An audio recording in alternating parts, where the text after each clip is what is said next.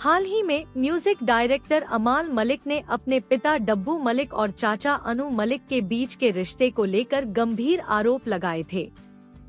अमाल ने कहा था कि उनके पिता का करियर अनु मलिक की वजह से प्रभावित हुआ और इस वजह से वह डिप्रेशन में भी चले गए थे। इस बयान के बाद पूरी म्यूजिक इंडस्ट्री में हलचल मच गई थी। अमर उजाला डिजिटल ने अनु और डब्बू मलिक दोनों से संपर्क किया। दोनों ने इस मुद्दे पर क्या कहा, जानिए।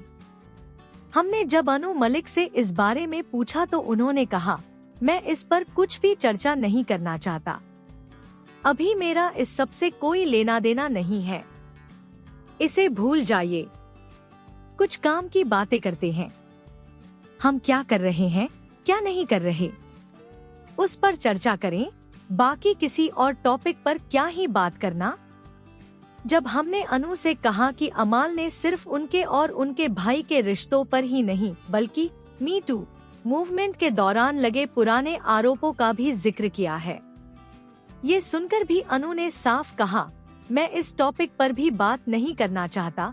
वहीं डब्बू मलिक ने भी इस मुद्दे पर बात करने से इनकार कर दिया।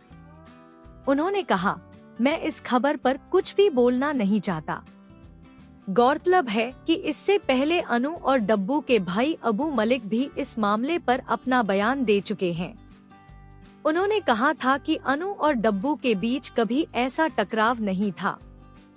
परिवार को अब साथ आकर अपनी विरासत को और मजबूत करना चाहिए। अमाल मलिक ने एक पॉडकास्ट इंटरव्यू में खुलासा किया कि कैसे उनके पिता डब्बू मलिक को इंडस्ट्री में स्ट्रगल करना पड़ा।